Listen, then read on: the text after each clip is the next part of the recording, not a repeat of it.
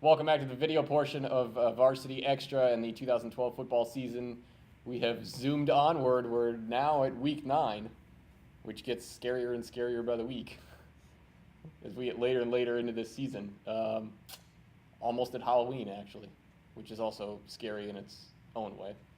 We'll jump backwards and look at week 8 real quick. It was not a tantalizing week as sort of we expected. The matchups turned out to be somewhat clunkers for the most part. But I do briefly want to touch on Mountain View Highland. Big game going in, obviously, for both teams.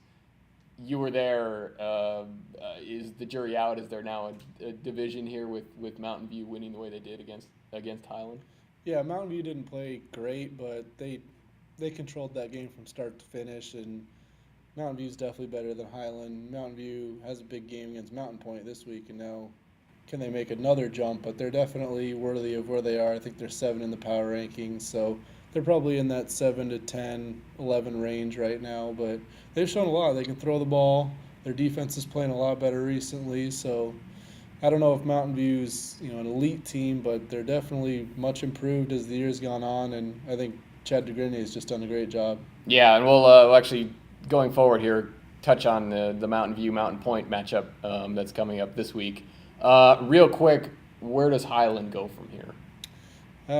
They're probably going to split their last 2 games. They need to just get healthy. They've got so many guys banged up, lost a few for the year, so hopefully they can regroup, because as they've shown against Basha, they can really give some teams trouble with their defense. Mountain View was able to do some things against them, and offensively Highland couldn't do much. So if they can get healthy, they're probably going to go 1-1 because they play, I think, Red Mountain and Mesa. Yep. And then get into the playoffs as a lower seed.